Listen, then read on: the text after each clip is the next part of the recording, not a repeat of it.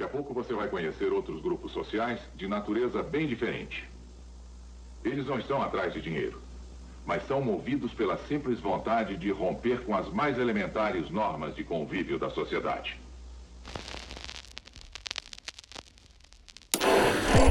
O país deu um importante passo no combate à pichação, ao aprovar o projeto de lei 706/2007, sancionado pela Presidência da República e transformado em lei, determinando a inscrição das expressões pichação é crime e proibida a venda para menores de 18 anos. Você já teve seu muro ou porta pichado? As obras deles estão espalhadas nos muros e paredes da cidade. Inscrições, na maior parte das vezes, incompreensíveis.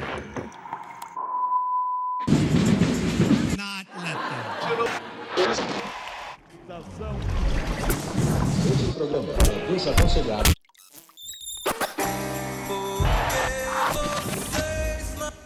Não sabem do lixo ocidental.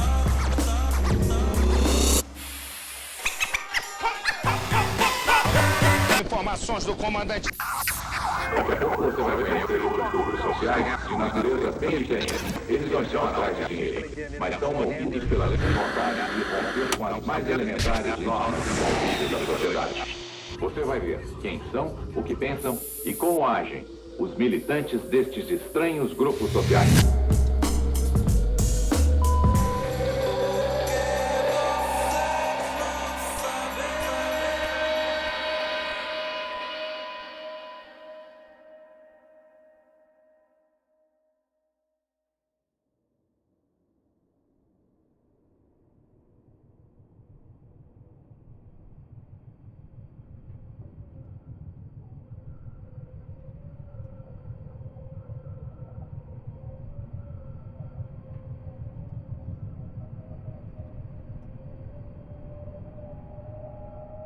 Tem vezes que a própria parede chama a gente, né?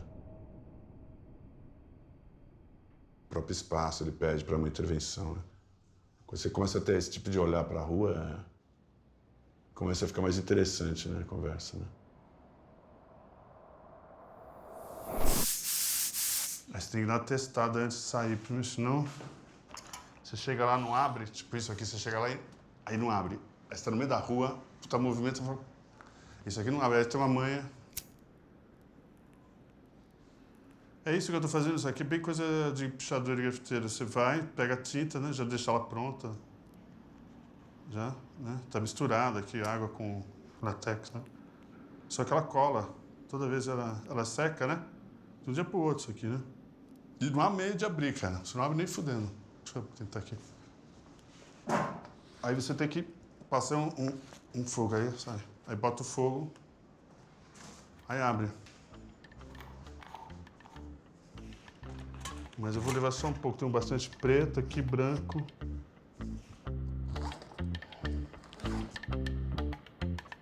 Esse cara aqui, Anunnaki, esse cara aqui. Esse trabalho chama de entusiasmo Anunnaki. O entusiasmo significa o Deus dentro de você. Só você que levanta a parada todo dia e vai à luta, cara. Que esse que eu acho que é o verdadeiro Deus, é você acreditar no você tem motivação e entusiasmo para a vida.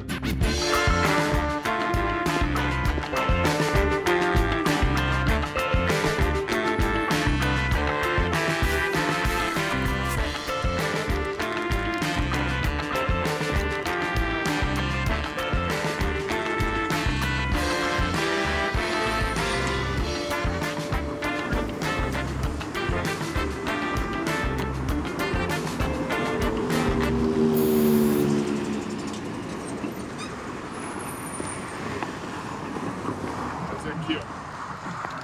Você viu o skyline foi da vez do outro lado? Eu peguei o skyline legal, fazer aqui, ó. Faz tudo isso pra cá.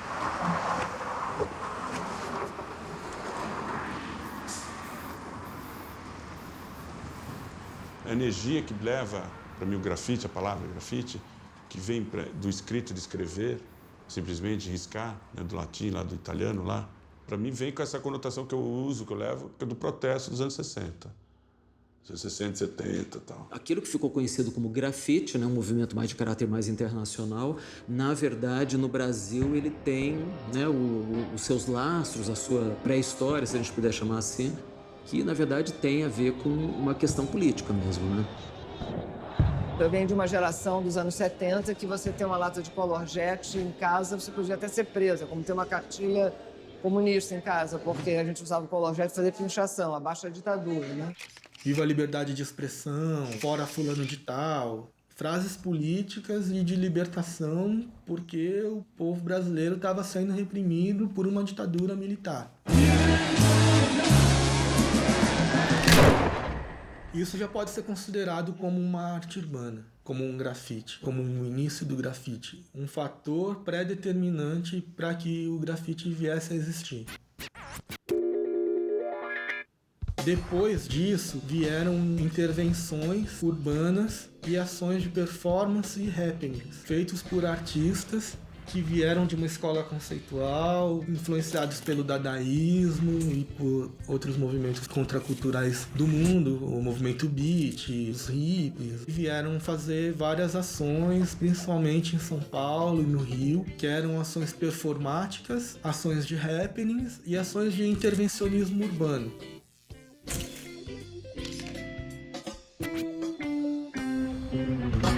A gente sabia que, ao colocar um saco de lixo na cabeça de um herói nacional, a gente não só estava criando uma espécie de uma metáfora sobre a tortura ou sobre o clima político, mas que a gente estava produzindo um documento para aquilo que a gente já sabia que era a arte do nosso tempo.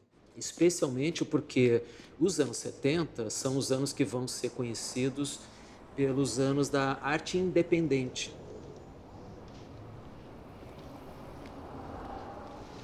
Eu sou da velha guarda, né? Isso aqui era grafite, né? E era feito assim, a mão livre, rapidamente. O meu grafite sempre foi político, né? Contra a ditadura. E essa campanha eu acabei com ela, né? Eu pensava que o Brasil ia se democratizar. Veio as diretas já, veio eleições livres, né? E agora você tem toda essa volta, né? Parece que é um feedback de 30 anos, né? Que volta para trás, você está em nos anos 70. Então eu tô retomando aí a minha velha campanha. Agora eu tô dando uma versão atualizada.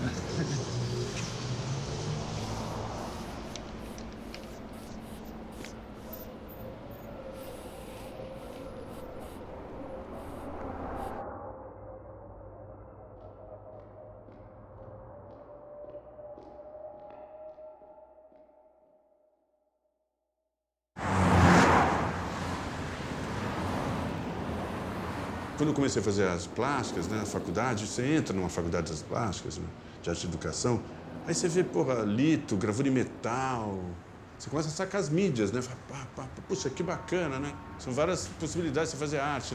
O grafite, a pintura, é uma mídia, né? Só que o artista é o mesmo, né? Então, é muito legal. Agora, se eu for fazer uma estilo, eu estou fazendo grafite em estilo. Se eu for fazer uma tatu, eu vou fazer grafite na pele. Se eu vou pintar um painel, um mural num prédio de 10 andares, eu estou fazendo grafite num prédio. Grafite não é uma coisa que é limitada às artes plásticas ou visuais, né? Tem grafite de tudo quanto é procedência, né? Quando eu vou pra rua e faço o que eu quero, sem ninguém ali do lado buzinando, enfim, eu faço o que eu tô afim, eu acho que isso é grafite, independente de eu fazer com pincel, com caneta, sabe? Eu acho que a base do grafite, lógico, é a letra lá, pô, vindo lá de Nova York, né? Essa é a linguagem do grafite que a gente conhece hoje, porque o homem sempre rabiscou parede, sempre se expressou nas paredes, né? Mas essa linguagem que a gente vê hoje em dia realmente começou lá no metrô de Nova York, os caras lá pintando, botando o nome da gangue.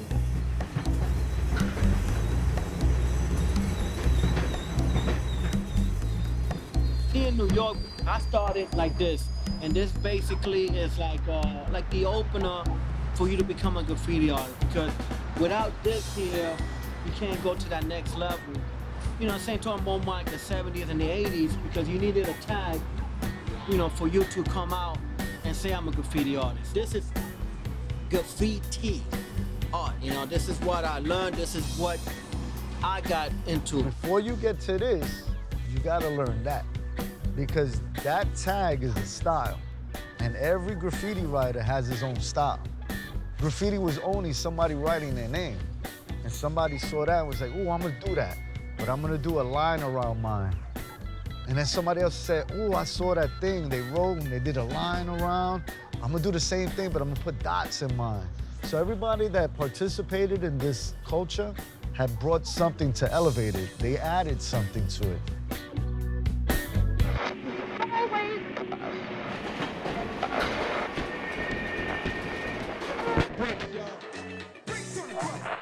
This is another neighborhood. Usually the whole Bronx used to look like that, empty, abandoned, you know, with a lot of graffiti on it. So this is probably rare what you see now. You don't see that anymore.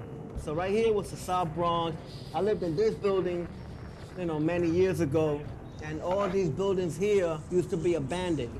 Doing graffiti, that's the time that I got involved with like Bio and Nicer in the early 80s. You know, we met in high school, in James Monroe High School, and that's where we met. That's where we started doing graffiti. I'm Bio. I'm one of the members of Task Crew. This is Nicer. We're here at our office in the Bronx, Hunts Point. Basically, Task Crew is a group of muralists. We started here in New York City, I don't know, maybe 1980, you know, started on the subways. And we've been painting now for about 31 years. For the past 17 years, we've been doing it as a business. We do a lot of commercial work, and we still do a lot of our, you know, personal paintings. We do a lot of collaborations with artists that come visit. Right now, we're gonna show you a train, a replica of a New York City train we have in our backyard. You know, whenever artists come visit, we let them come paint. And it's kind of like our little playground, come hang out, try ideas back here.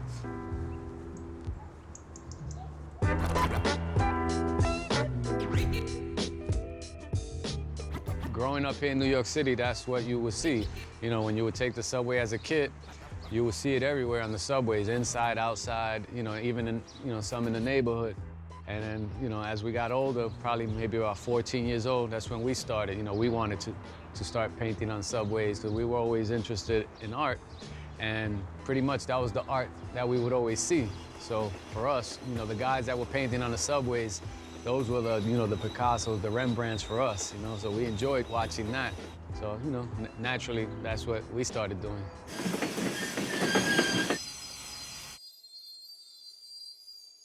My name is Daze. I'm originally from the South Bronx, the birthplace of hip hop. I started painting trains in New York about 1977. I got into it just like anyone else. I was wondering how people rode on trains and how they did it and when they did it. Had questions like anyone else. And it wasn't until I entered high school, the High School of Art and Design, that I started meeting people that went out and painting trains and doing all that.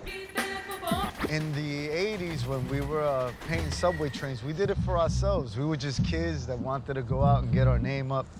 The rest of New York City didn't even care what we were doing. For us, we were doing it for other graffiti writers to see what they were, you know, to see what they thought about each other. We did it like a competition.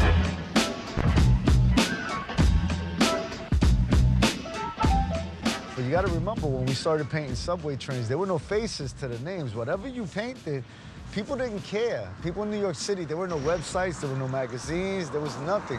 You didn't know what another graffiti writer looked like unless you knew him personally. When we stopped painting trains and we started painting in the street, now there were faces. Now you saw who was doing it. So for us, it was strange because people would come up to us and be like, hey, you guys are the ones that do that? And we're like, no. No, it's not me.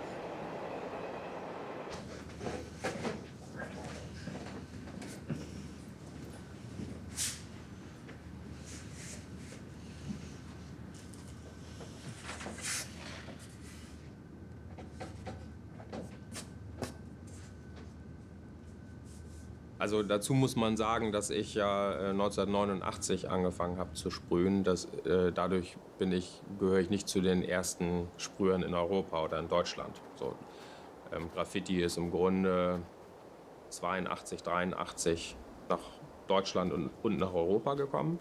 Also nach Frankreich, Holland, Dänemark, glaube ich auch, und Deutschland in erster Linie. Oder das Taggen habe ich nie großartig gemacht. Ich kann nicht besonders gut taggen.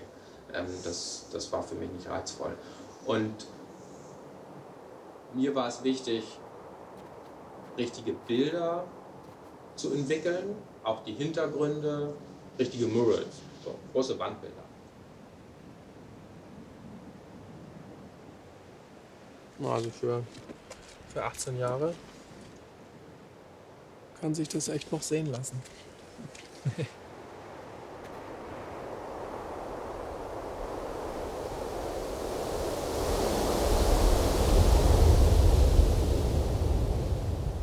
Sprühe ich etwas, dadurch male ich etwas, manchmal sehr intuitiv, sehr gefühlt.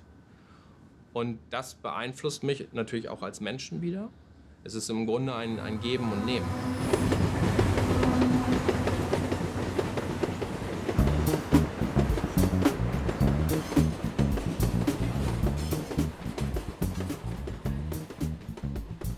Graffiti was the only American-born art form. I mean, if you look at history, everything came from somewhere else. European, there's so many origins of all type of different art. Everything has birthplace in history outside of the United States. But here in the United States, we found a spray can. And we said, ooh, wouldn't it be nice if we could use this to paint and do a design? Like, we invented that here. Os arqueólogos estudam grafite. Foi daí que veio esse nome. Não do Nova York ou do spray. Esse nome começou a ser utilizado pelos historiadores, pelos arqueólogos, porque já era um fenômeno que existia. As pessoas estudam isso porque isso faz parte daquela sociedade urbana onde ele está estudando aquele povo, a cultura daquele povo. As manifestações culturais daquele povo. É por isso que é importante para a história e para a arqueologia. O cara vai lá em Pompeia, tem lá um monte de coisa escrita na parede, normalmente escavada, às vezes também pintada, mas pintado não dura tanto, o escavado durou muito mais. Não é só mais pincel que existe, tá ligado? Existe o spray, então foi uma evolução natural dos materiais, né? Spray é uma coisa dos pós-guerra, por isso que todo mundo acha que começou nos Estados Unidos. O que começou nos Estados Unidos foi o marketing de achar que começou lá. Mas é que o spray é uma coisa assim, mais rápida, né? Um material mais prático, né? Apertou, tá saindo. O cara não precisa misturar, pincelar.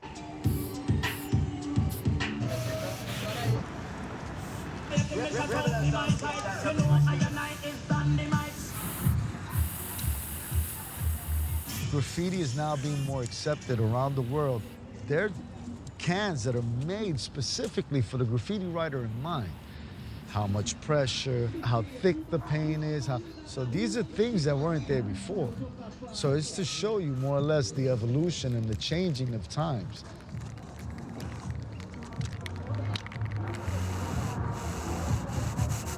O spray é super importante, sim, porque ele dá mais visibilidade a sinais que antes não tinham. Os trabalhos mais elaborados esteticamente, visualmente, começam a ganhar um peso diferente, né? Então o spray tem, sim, essa importância no desenvolvimento da história do grafite. É que assim, né? O nome grafite, ele vem do grafito, escrever, né? E o grafiteiro, ou o termo grafiteiro só existe no Brasil, na América Latina, na verdade. No mundo inteiro é escritor de grafite, né? Graffiti writer. Se você é um escritor, você faz seu nome, você picha, você rabisca. Isso virou uma cultura, essa cultura de rabiscar, as letras ganharam corpo, cores, proporções enormes, fundos, começaram a aparecer desenhos e outras coisas, mas o grafite é a escrita, é a caligrafia.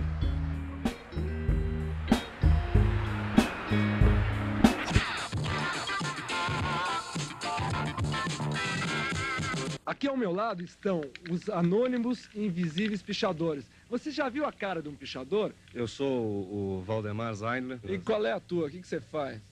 Eu picho muro. Aqui, o... Matuque, Carlos Matuque.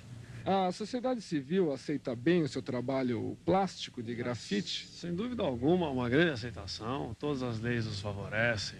Temos um apoio integral da sociedade, sabe? Você? Alex Valauri. Então, os grafites estão por aí, a gente tem feito uns já há 4, 5, 6 anos e os muros continuam pichados, quer dizer que as pessoas estão curtindo e deixam, né? Cada vez que você vê um muro branco, qual é a sensação que você tem? É uma tentação. Já pelo tamanho eu vejo, assim, aqui daria para colocar isso, aquilo. Vira um estudo e de caso. acaba virando um ateliê na rua, né?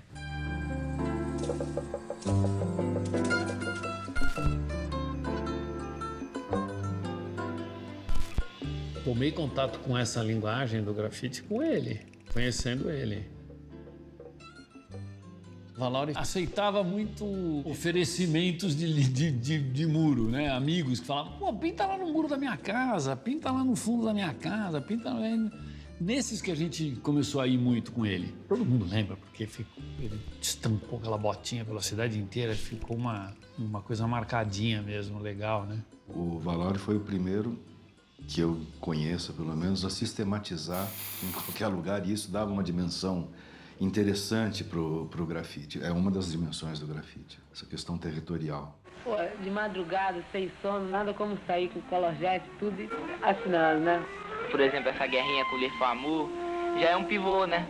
É um pivô pra gente fazer alguma coisa durante a noite.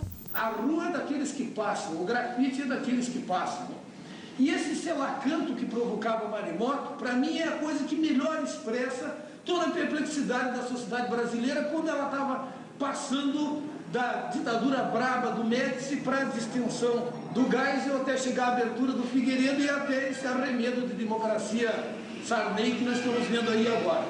E esse Léo Famu, numa só palavra, dizia todo o absurdo da situação. Evidentemente é uma palavra impossível de decodificar. Léo Famu, em língua portuguesa, não significa nada. Nós estamos no país do Léo Famu, nós estamos saindo do Léo Famu.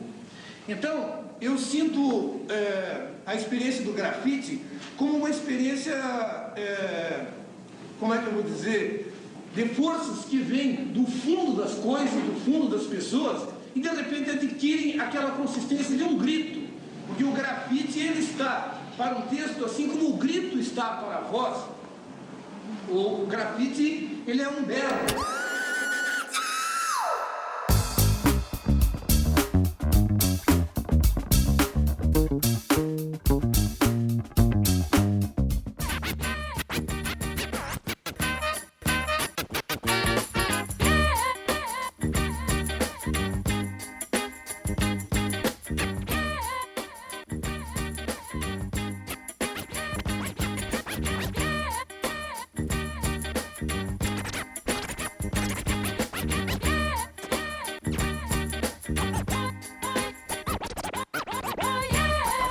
Fazendo grafite.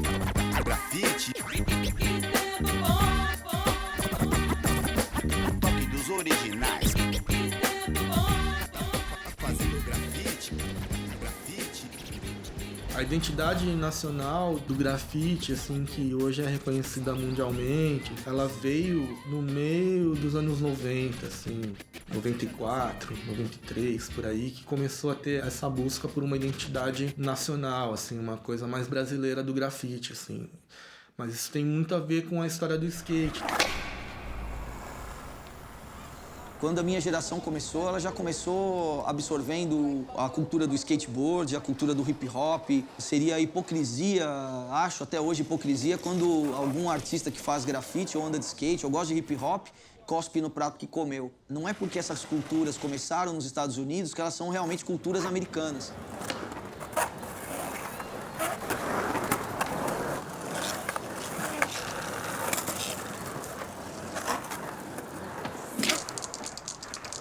Desde o começo, a gente foi batendo forte nessa tecla de buscar um estilo próprio, que tenha uma característica brasileira, de preferência. E aí isso tomou uma força muito grande, a ponto de fazer um barulho lá fora, dos caras chegarem e falar, pô, o que tá acontecendo lá no Brasil? Brazilian street art, top to bottom, characters. This is what they do every day. This is what they paint. These guys started painting like this when they went to Brazil. They really had fun with it. I think it was like one of the best art. I like Brazilian art. I think that's one of the best things I learned when I was in Brazil, that it was way different from New York graffiti.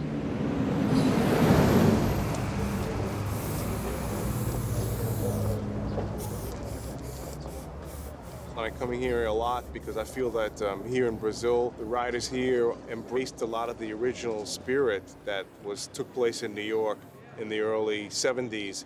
And even though the information wasn't as readily available here in Brazil, somehow the people seemed to kind of have a connection what was going on back then. And I really feel a similar kind of spirit here that existed in New York.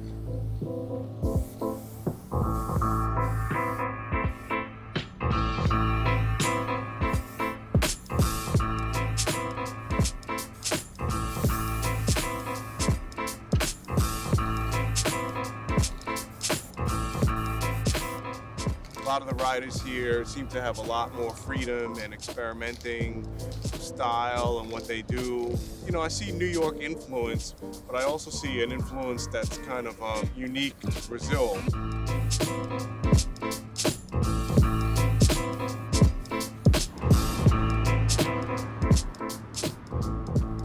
E a gente sentiu assim essa força de saber que a gente estava no nosso caminho quando a gente começou a viajar e levar nosso trabalho fora daqui. Que as pessoas se assustavam. De onde que vocês vieram, assim, né? Com esse trabalho? Porque a gente nunca viu isso aqui.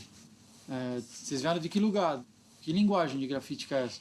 E a gente viu, ouvindo isso, a gente viu quem estava no caminho certo, porque não estava fazendo o que os caras fazem lá fora. A gente não sabia que ia fazer grafite. A gente morava aqui no bairro e via o pessoal sair e pichar o nome na parede, né? Pô, isso é legal, vamos fazer também. Uma coisa de moleque, né? A gente começou a colocar o que a gente sabia dentro do grafite. Tanto que na época a gente começou com rolo também, assim. Não tinha essa coisa de spray, a gente usava rolo e pincel. Desde a primeira geração de grafite, que já tinha isso também muito, na época dos anos 80, né? Tupi Não Dá, John Howard, essa galera que fazia o grafite com latex também, com rolo, pintava orelhão de rolinho, pintava asfalto de ponta a ponta, tudo no rolinho. Acho que isso era uma linguagem nossa, assim. Als damals Osgemios und Vice das erste Mal nach Europa kamen und hier ihre kleinen Mini-Rollen ausgepackt haben und mit der Wandfarbe erstmal alles gerollt haben, gemalt haben und dann hinterher nur die Outline gesprüht haben, das war völlig neu für uns. Da haben wir ja gar keine Notwendigkeit darin gesehen, warum soll man erstmal alles rollen, man kann es doch gleich sprühen. Aber es war eben auch vielleicht aus einer Notwendigkeit heraus, man konnte sich nicht so viele Sprühdosen leisten oder der Untergrund war so beschaffen, dass man erstmal ordentlich grundieren musste, weil das vielleicht verfallene Wände waren und dadurch entsteht plötzlich ein Stil, der hier auch natürlich die Sprüher, den die Sprüher spannend fanden und plötzlich fingen die auch alle an mit kleinen Rollern rumzurollen. Also wo der brasilianische Stil im Grunde auch Deutschland oder Europa wieder ein Stück weit beeinflusst hat, also ganz stark. Also, und da sind natürlich die Osgemios ganz wichtig.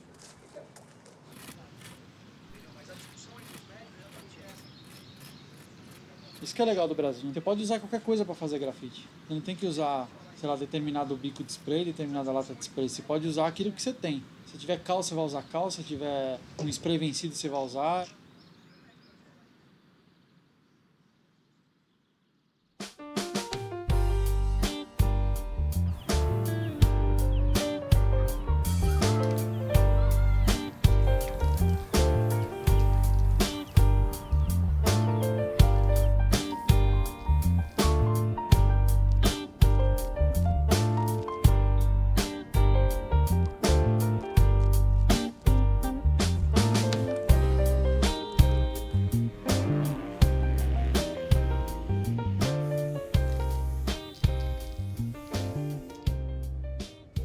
La escena de Brasil fue como el ejemplo a seguir. Fueron los primeros en que llamaron la atención, los primeros artistas de calle que se dieron a conocer por todos lados, que hicieron obras monumental o importante venían de Brasil. Entonces eran a los que uno observaba.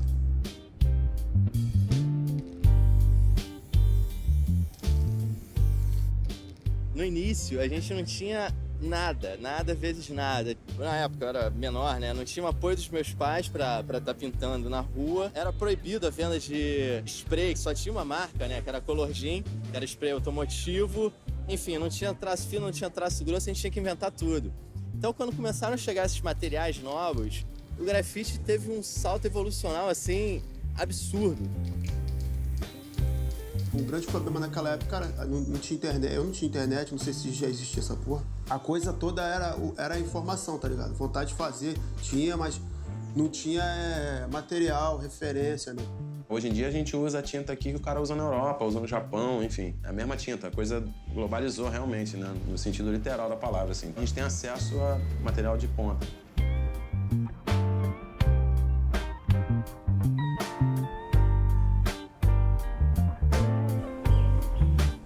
Graffiti in Brazil, or the artists, you know, or the painters, or anybody that does artwork is doing a good job. That's really up there, making me do better.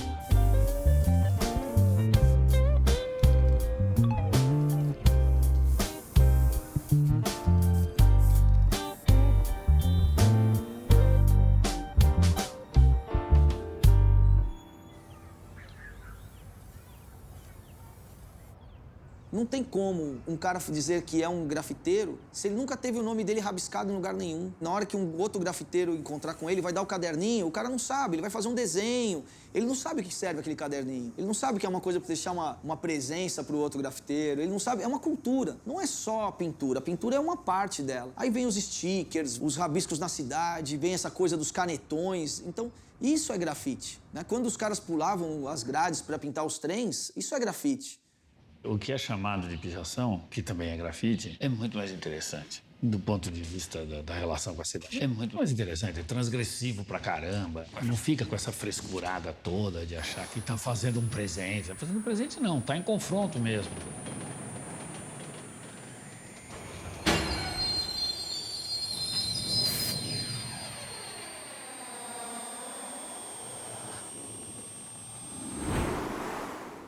Confronto.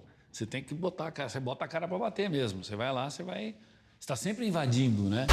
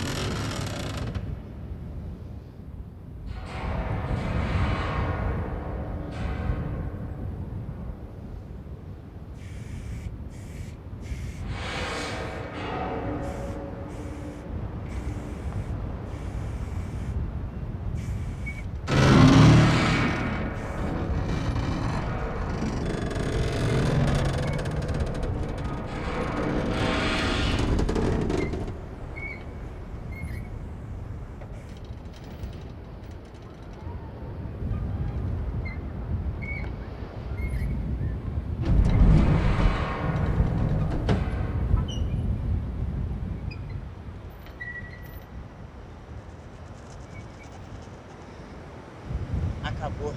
Aqui eu deixo meu legado.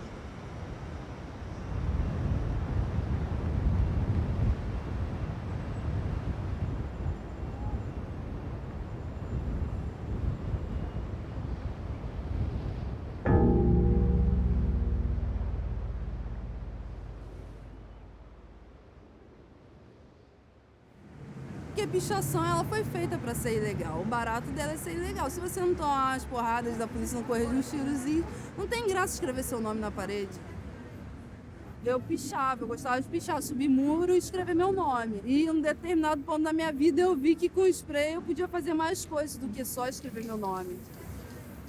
Eu podia usar as paradas que eu fazia nas telas, só que nos muros. E comunicar mais pessoas dessa forma.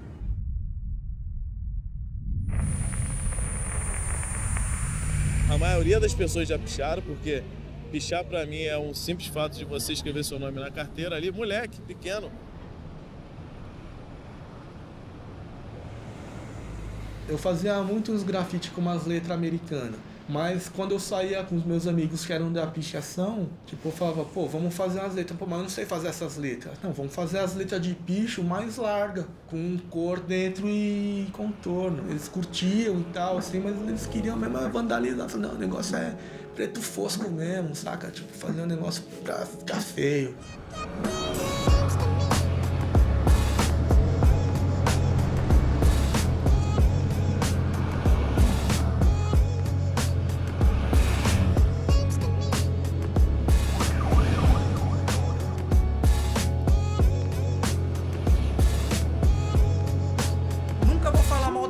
Mano, eu acho que o pichador, ele é tão artista quanto um grafiteiro, tá ligado? Desde o momento que você vai pra algum lugar e você expõe com traços e a pessoa passa ali, sentiu uma emoção naquilo que você fez, nem que seja raiva, velho.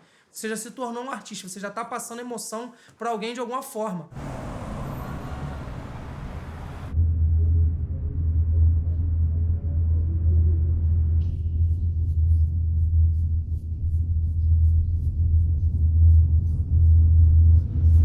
Quando os gringos vêm e começam a valorizar a pichação, meio que essa galera começa a também olhar a pichação com outros olhos. Aí chegaram aqui, pô, o que é isso? Os caras pintando o prédio inteiro, cara. Como é que sobe?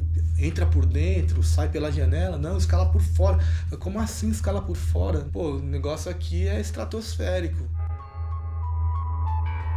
E aí os caras voltavam pra gringa louco, falavam, mano, você não sabe o que acontece lá no Brasil, os caras pintam o prédio inteiro, cara. Eu picho de escada, ou então eu vou na escalada, na calada da noite eu vou varando a madrugada, pichando a sua parede pintada, não quero nem saber, o vício é rebelde, só pra você não esquecer. Correr o risco de morrer e de ser preso é normal, aprendi a Sharpie, no Caxambi eu sou local. É a galera maldita que habita na pista, alpinista, indo pro alto da Boa Vista. Vou comprar lata, no Jacaré a tinta tá barata, cinco preto fosco, uma verde e duas prata pra ficar bonito. Por isso que a gente picha, escala prédio alto que nenhuma lagartixa. Brincando de Homem-Aranha, o Sharpie é cultura, enlouquecidos somos atraídos pela altura. Cuidado com... Tá na casa do caralho, porra! Não bota o pé, não olha pra mim não, filha da puta! Não olha pra mim não, filha da puta! Aqui não tá autorizado. Não está autorizado. A gente não tem autorização. A gente já veio pintando aqui há vários tempos. Eu mesmo já tenho 3 pilastras ali pra frente que nunca foram apagados. Então o que a gente vem procurar aqui é colorir pra não ter problema da pichação. A gente conquista o espaço assim.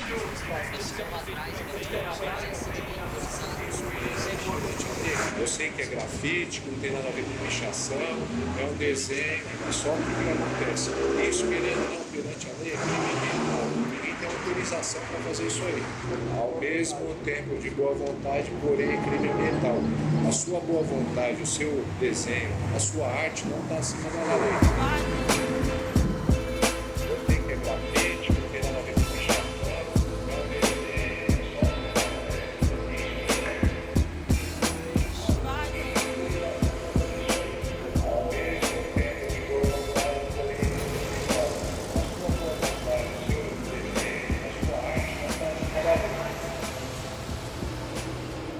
Hoje aqui em São Paulo a gente está criando, cara, comunicações que até então eram inexistentes pra gente. Isso daqui é uma prova disso, né? O Museu Aberto de Arte Urbana foi uma parada que começou no puro grafite. A galera veio aqui pintar sem autorização, acabou tendo esse esquema de denúncia anônima e aí todo mundo foi pra delegacia e tivemos que responder por um crime ambiental. Buscamos uma saída, formalizar mais ou menos a nossa ideia de transformar isso daqui numa galeria de arte, né? Com um centro expositivo dessa galera que está fazendo arte urbana. E aí a gente começou a buscar apoios para isso. E aí a gente viu muita gente a favor hoje, que de repente antigamente não seria. Comecei a pichar com, acho que o 14, né? 14 eu tava no giz de cera, no canetão, só de ônibus, pichador de ônibus, de orelhão. E aí depois, nos 16 anos assim, eu comecei a pichar com lata. lata era muito cara. Eu não tinha condição. Eu comprava, uma lata pra pichar, uma perrengue. E aí, na primeira vez que eu saí, já rodei, mas eu continuei, né? Tive muito problema com o pichador e tive muito problema também com a polícia, né? Que aí a porrada comia. Só que aí, quando eu entrei pro Exército, eu ainda pichei durante 1 ano, como recruta. Como o Exército era uma oportunidade de emprego maneira, eu comecei a querer pensar no futuro. Eu falei, tem que parar de fazer merda pra poder seguir uma carreira no Exército, porque não dá pra você ficar fazendo merda aqui na rua e servir no quartel, que é muito rigoroso o regime. E aí eu fiquei 1 ano ainda pichando, mas depois eu parei. Em 97, eu ingressei no grafite mesmo.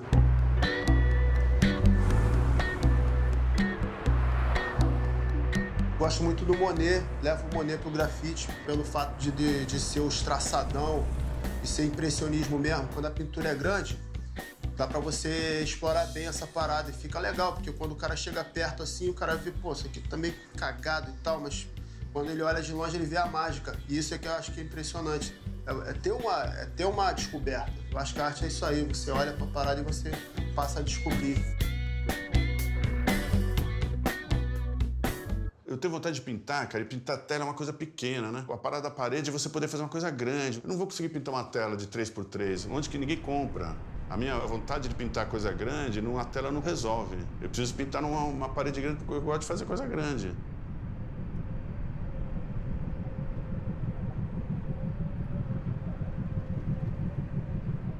Eu não conheço nenhuma foto antiga de um trabalho de mão livre spray. Eu falo assim, se não fui eu, foi o John ali. Foi o cara pegou um spray com uma escada e faz um desenho grande. Por isso que eu tenho painel na Paulista. O painel na Paulista não é troco de nada, foi porque eu fazia muito nos anos 80, né?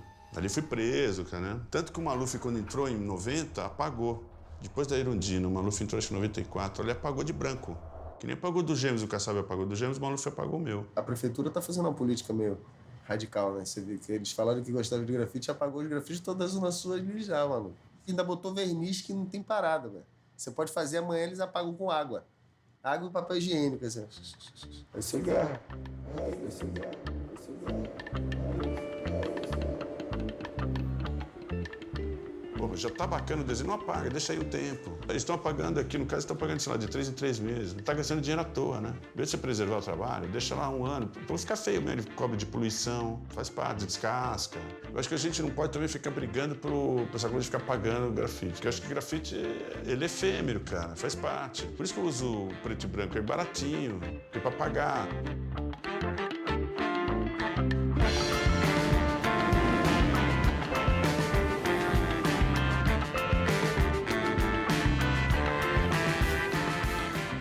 Tudo de quem chega e pinta e se apropria para escrever uma mensagem, se apropria para poder expressar sua personalidade, se apropria para poder criar uma nova realidade visual, da visualidade já estabelecida pela arquitetura, pelo urbanismo. Nada mais próprio e legal do que se apropriar do muro para poder você criar uma nova visualidade. Uma visualidade espontânea, uma visualidade livre, sem opressão, onde nós podemos criar o nosso universo, a nossa estética, que a partir do momento que entra a minha coordenação, meu automatismo e o meu inconsciente livre para poder criar, ali já está presente o poder da magia e da natureza. Então eu, como artista, me vejo como um médium que psicografo abstratamente, psicografo palavra, psicografo imagem. E a minha relação com os muros da cidade é a própria relação com o inconsciente da cidade. E eu, quando boto a minha pegada, boto a minha pintura, eu estou botando o meu ritmo, eu estou botando a minha vibração, eu estou botando o meu som pessoal, que por osmose as pessoas absorvem, querendo ou não. E isso aqui é público, é uma obra de arte pública, nacional, internacional. Então isso aí, ó, de 0800, gratuito, entende? Não tá ali no museu, nem cabe dentro do museu lá do Rio. Vou botar um negócio desse aí, não tem nem cabimento. A gente se apropriava da parede ou do muro da cidade quase como imagem. É uma apropriação virtual, vamos dizer assim. Você se apropria daquilo como um suporte, né? Hoje os caras são dono do muro, da casa de outra pessoa. É uma apropriação física. Eles vão lá e falam assim, não, aqui é meu. Eu vou pintar esse muro aqui. E não aceita que outra pessoa pinte em cima. Fica louco da vida se alguém pinta em cima. A partir do momento que você pintou na rua, tem que lance de não ser mais seu, tá na rua. Só que a gente defende a parada com unhas e dentes. Assim. A gente pintou, o cara foi lá, pintou em cima, já era, nós vai e faz de novo. Assim. Porque a gente costuma sempre respeitar todo mundo, então tem que respeitar nós também. Na rua tem essa lei, tá ligado? Mas tem um negócio que é legal, que quando você tá colocando...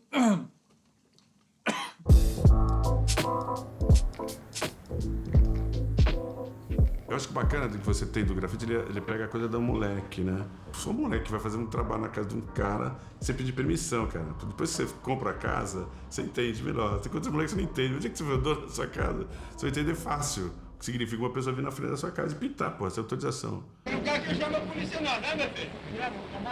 Tá morando aqui no prédio e você vai pichar o meu muro? Isso é arte. Hein? Isso é arte. Não tá pichando, então tá fazendo o quê? Vou chamar a polícia. Eu morando aqui no prédio, pichar o prédio? Isso é pichação. Parem com isso. A mulher tá pagando pra gente fazer. Qual é a mulher que tá pagando? Ah, não é da minha conta, não? Sou dono da rua? Não, sou dono do prédio. Moro no prédio. O grafite, o principal dele é que ele está questionando alguma coisa que não é do campo da arte, que é do campo social, sociológico. Então, por exemplo, você mora na tua vila e tem uma parede lá. Aquela parede, para a lei, ela é do dono, mas para tua vila, a parede é da vila, que volta mais para os índios, né? Então, se você tem alguma coisa, ela é da comunidade, ela não é tua. Quando a pessoa cede a parede para um grupo de grafiteiros pintar, ela está tornando aquilo lá comunitário. Apesar desse muro pertencer a esse indivíduo que está do lado de lá dele, o visual disso pertence a todos e eu faço uma interferência nesse visual. Então eu me aproprio disso para compartilhar isso.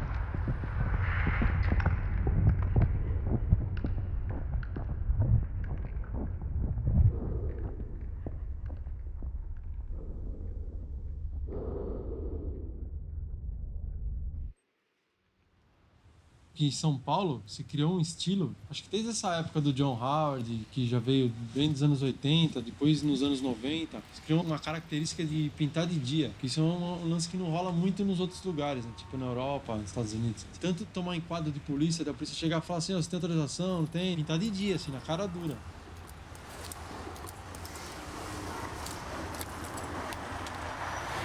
Isso aqui fica bacana, né? Aí começa a ficar mais interessante, mais divertido.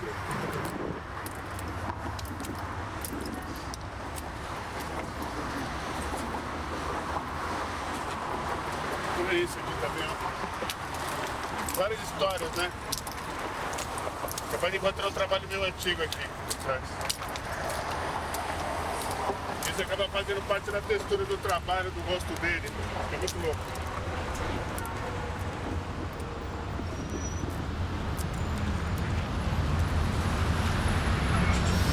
Botou um negócio na rua, ele vai fazer parte da vida de todo mundo que tá na rua, assim, querendo ou não. Que nem uma vez que a gente pintou dentro de um bar, num boteco, os caras tudo tomando pinga. Aí o cara, a gente tava pintando, eu posso fazer um desenho dentro? O cara falou, pode, a gente pintou. E o cara dormia dentro do bar, né? Aí ele apagou no outro dia, que ele falou que ele tinha pesadelo com o boneco que a gente pintou. Falou que não conseguia dormir olhando pro boneco e teve que apagar, ele apagou, assim. Então isso aí mexe, é legal que mexe com as pessoas, né? Criança, né, que olha assim, se incomoda e vai lá e estraga. Você vê que tá conversando com as pessoas, isso que é legal.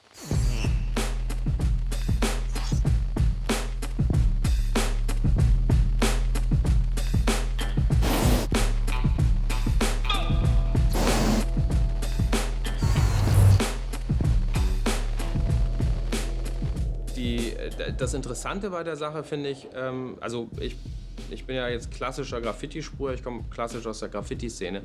An irgendeinem Punkt ist ja Street Art sozusagen dazugekommen, so wie man auch immer das jetzt definieren will. Aber auf einmal gab es überall Schablonen, gesprühte Schablonensachen. Auf einmal gab es Poster und Sticker und Banksy war da. So, das ist natürlich der Wendepunkt gewesen.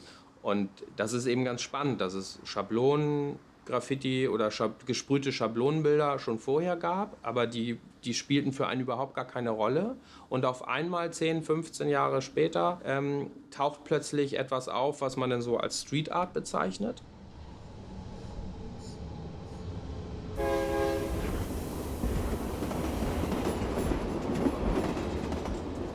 Toda vez que a questão da arte relacionada com o grafite vem pra gente, incomoda. Grafite é arte ou grafite não é arte? Porque eu acho que é um pouco isso que acontece. É quando o cara acha que ele tá fazendo uma arte. Coloca isso num patamar superior, entendeu? Então aquilo é sagrado, não pode ser conspurcado por outra pessoa. Então ele tá pensando uma intervenção na cidade como um quadro numa galeria.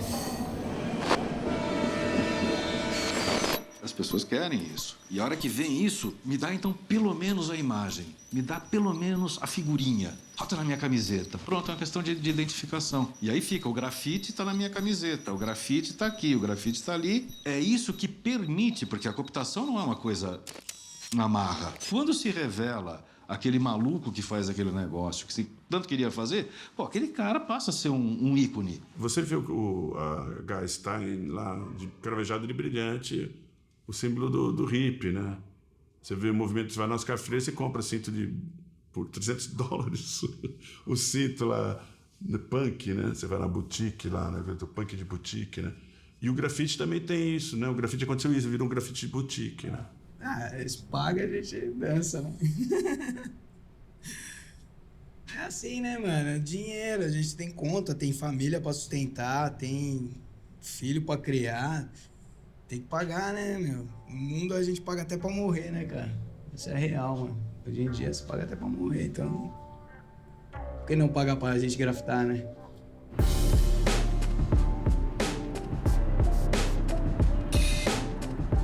Eu ia fazendo os grafites na rua, as pessoas iam vendo e muita gente ia pedindo. Poxa, caramba, eu quero levar um pouco da rua pra dentro da minha casa.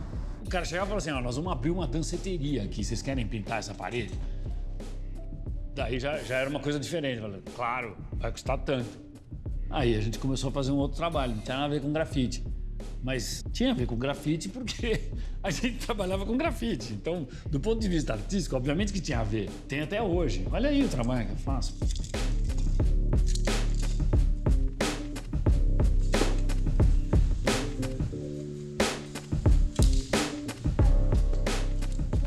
Aos poucos, isso virou uma outra coisa. Eu praticamente sobrevivo disso, de fazer isso que o Gordo chama de... Práticas derivadas do grafite. Práticas derivadas, eu acho chiquérrimo, assim. Práticas derivadas. Eu acho chique demais também.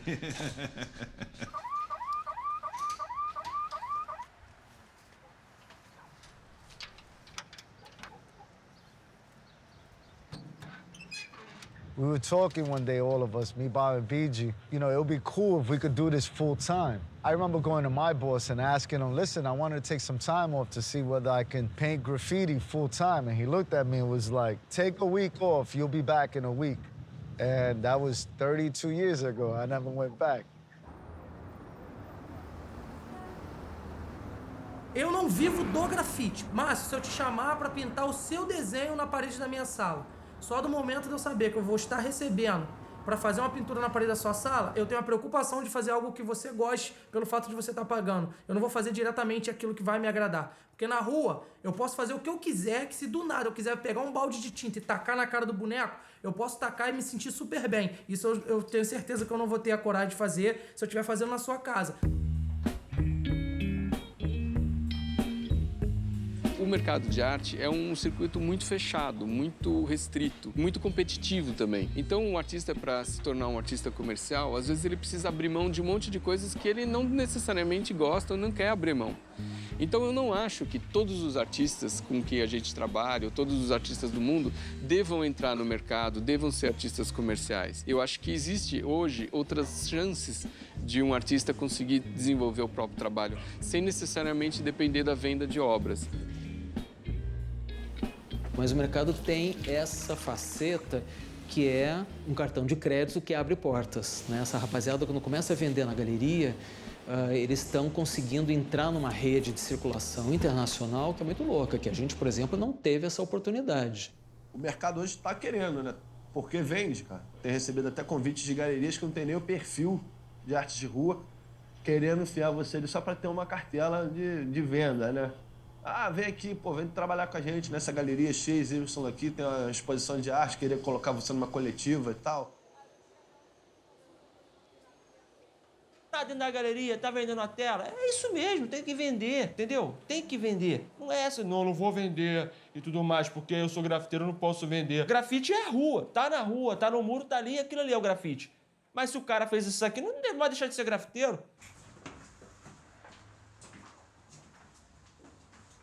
Muitos grafiteiros viram artistas, tá ligado? Os caras entram pra galeria, constroem um nome, uma carreira como artista plástico. Mas veio do grafite, entendeu? O grafite nunca vai mudar mesmo.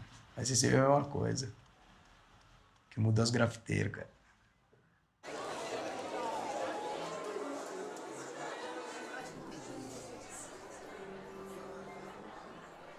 A arte de rua abriu seu próprio espaço sem pedir permissão para ninguém, assim. E ela foi ignorada por anos.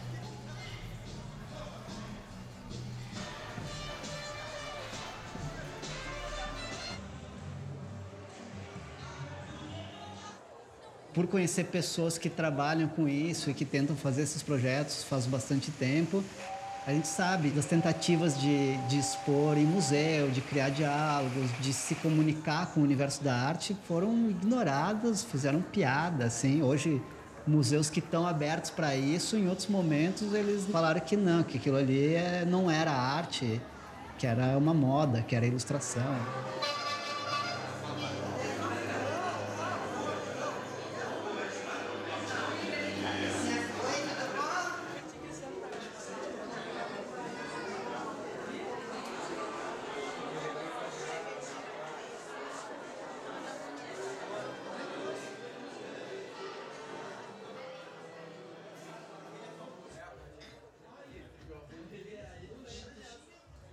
Eu sempre pintei na rua, sempre pintei parada comercial. Só que aí uma vez um cara, um maluco que é dono da galeria lá no Cassino Atlântico, ele viu um grafite que eu fiz ali em frente ao Pinel, no Racha Maia, aquele muro do Racha Maia. E aí o maluco ficou me caçando, tá ligado? E ele pagou 50 conto pro maluco ir lá no morro me buscar, essa coisa. Ele falou, ó, se tu achar o cara, eu te dou 50 reais. E aí o maluco chegou lá em casa, mano. Foi se informando lá, subiu lá no morro. Aí chegou, ué, compadre, porra, ganhei 50 conto pra te achar, vamos lá. Aí eu falei, é mesmo? Aí fui lá conhecer o maluco. Aí o maluco me encomendou 10 telas, precinho bacana naquela época. Fez uma vernissagem e tal, com outros artistas do pincel, e eu era o único grafiteiro da galeria, né? Fiz isso durante um tempo e isso também foi minha entrada pra essa parada de, pô, as pessoas vinham na galeria, já queriam comprar uma tela minha. Eu, desde o começo, sempre quis fazer do meu trabalho dentro de galeria uma coisa diferente, naturalmente diferente. Eu nunca pensei na galeria de chegar e fazer um grafite, assim. Eu quero ocupar aquele espaço de alguma forma. Isso me faz pensar, entendeu? Que na rua, de vez em quando, eu não penso. Eu chego lá instintivo como um pichador e... Minha intenção é demarcar. Não é fazer os outros pensar, entendeu? Na rua. Às vezes eu penso assim, é só ir lá e cobrir uma parte gigante, pegar ali, passar de carro, olhar meu trabalho, caralho, irado. Entendeu? Tem essa ego trip. Na galeria eu faço uma coisa mais elaborada, que eu penso um pouco mais, viajo nas minhas questões mesmo, emocionais. Grafite mesmo é na rua. O que a gente traz pra cá é um recorte da nossa linguagem trabalhada na rua.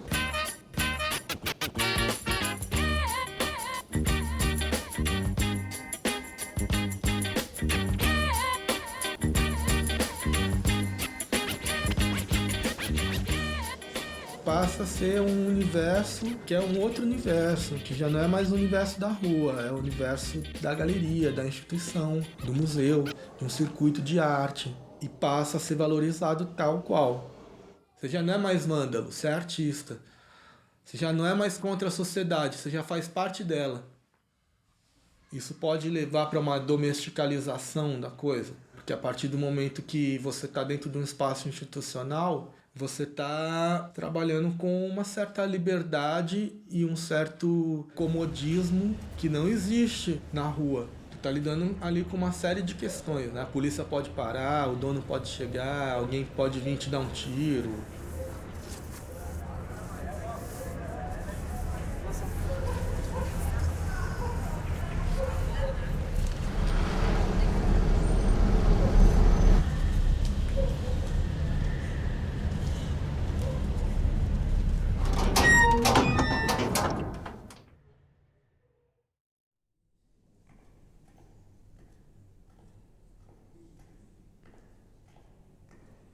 E eu me deparei com um colecionador que conhecia tanto quanto eu e que me apresentou artistas e que me apresentou livros, que me apresentou coisas. E o cara é um advogado, sabe? Que tu olha ele na rua, tu não fala. Mas ele gasta todo o dinheiro dele em obras de arte, ele venera os trabalhos, ele convive com os trabalhos, ele cuida dos trabalhos, ele conhece os artistas e ele entende que uma compra dele está viabilizando que o cara continue trabalhando como artista. Vocês estão na minha casa, essa é a minha sala. Ali tem uma parede grande, de 7 metros por praticamente 2,40 de altura, está completamente cheia de quadros. A última vez que eu contei, são quase 110 pendurados na parede. Todos do gênero que se chama street art, tá? Gente que faz na rua e também faz para poder você depois pendurar em casa. Boa parte dessas pessoas, tá? Aliás, boa parte não, quase todas essas pessoas, além de, digamos assim, gastar tempo para deixar a cidade mais bonita, certo? Elas ainda gastam dinheiro, porque aqui normalmente a tinta não é roubada, muito pelo contrário, a tinta é comprada. Eles dão para a cidade alguma coisa que é pesado para eles. Não é uma coisa fácil. E tem gente que acha um horror. O colecionador mais informado, ele entende inclusive o compromisso social que é cuidar dessas obras e manter essas obras. Os colecionadores mais pesados, que tem muitas obras, é comum discutir com eles e eles falarem sobre o que vai acontecer com as obras depois que ele morrer. Ou seja, ele sabe que ele é parte da história daquela obra por um período de tempo, mas que a obra vai além dele.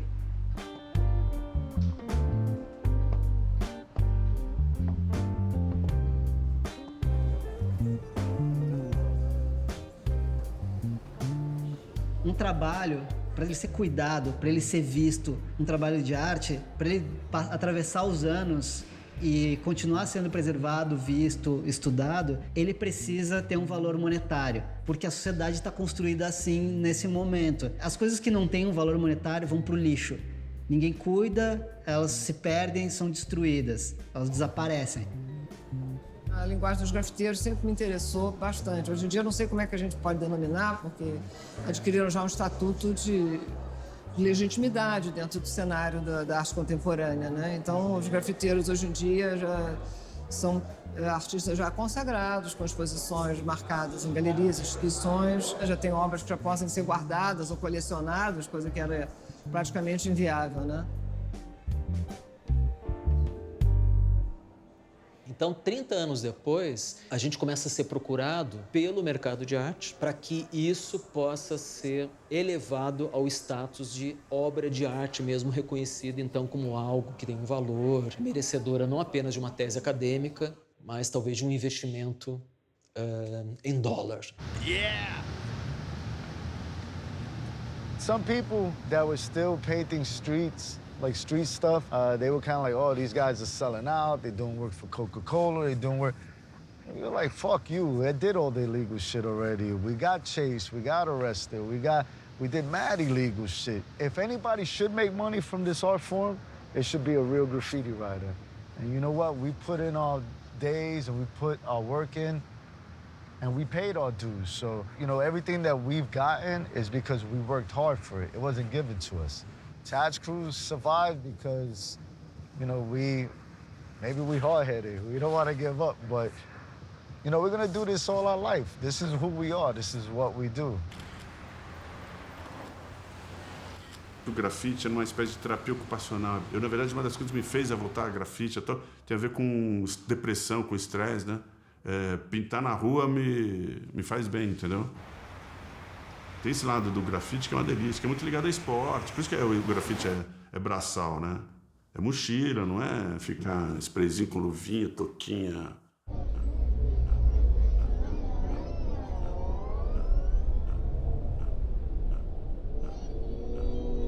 Vejo a arte como um grande lençol a se jogar em cima de um fantasma, que é algo que existe, mas que você traz a forma para o espírito. A estética, a forma, a matéria, nada mais é do que a expressão do espírito, do invisível. A partir da pintura, a partir da arte, eu consigo me sentir uma imagem e semelhança do divino, que criou, que arquitetou o universo, a engrenagem e as órbitas dos planetas e toda essa engenharia. Então nós, como seres inteligentes, seres humanos, somos criadores, além de criadores, somos idealizadores, entendeu? E a partir da ideia, nós podemos projetar e realizar tudo que a gente possa imaginar.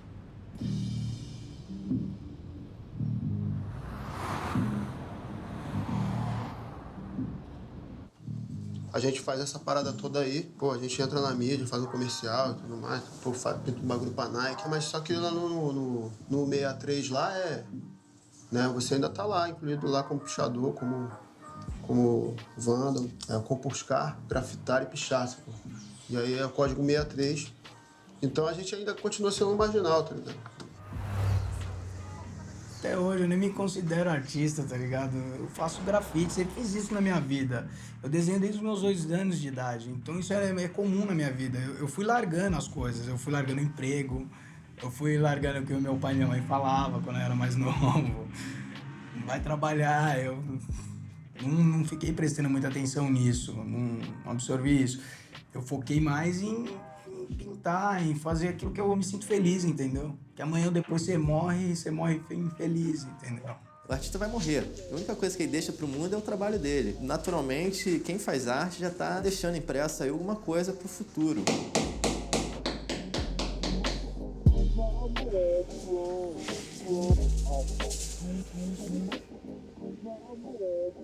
Acho que o mais importante nisso tudo que a gente está citando agora, de galeria, de tela, pintura, quando começou, eu acho que é influenciar as pessoas positivamente.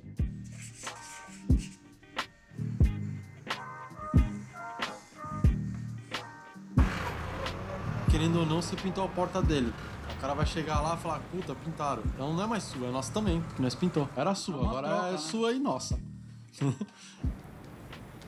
Ele deu a porta pra nós botando ela na rua e nós demos uma pintura pra ele. Na verdade, a gente tem uma cidade pra usar. Um monte de concreto pra você usar. E metal. Você pode pintar. Tá tudo aí, assim, é só saber usar. Tem o ônibus, tem os carros pra pintar ainda, tem muito espaço ocioso. So we just kept doing it because it was the love. We tried changing the people. Like a lot of people that saw graffiti when it was little are now like presidents of companies. They work for schools, so they hire us you know, because they saw our work growing in the 80s, so it becomes like a real big thing. I'm in my early 40s. That means if the president is 50-something, the next president that's gonna be around my age, he may have wrote graffiti one day. And you know what? You gotta accept it. And the cool part about that, he's gonna be the one that's gonna be more accepting to this whole art form. You know, he might take a tag in the White House one day. And people of the world, thank you.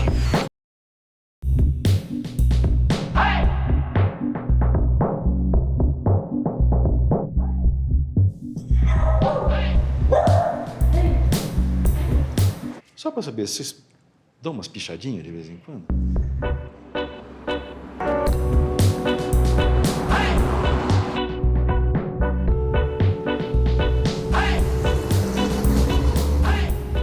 Gêmeos, São Paulo.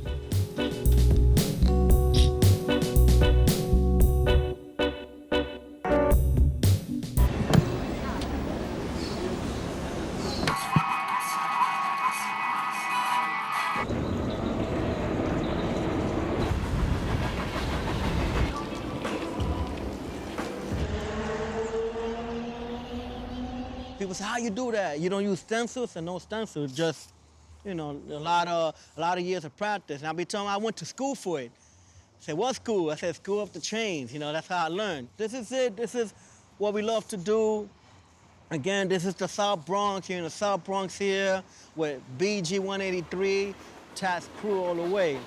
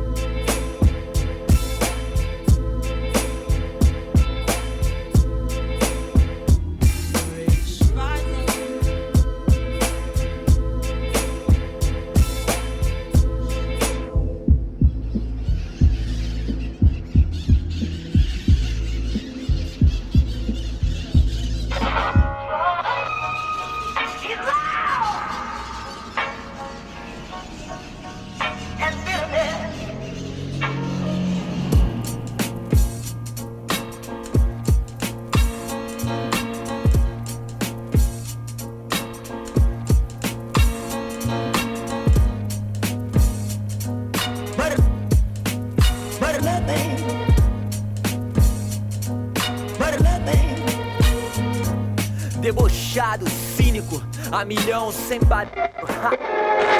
I was writing Nicism, and then I did something with an ER, and I kind of liked the way it looked, and I kept it ever since.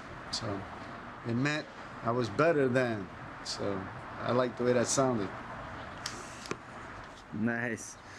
No, nicer. Nicer, yeah. Yeah.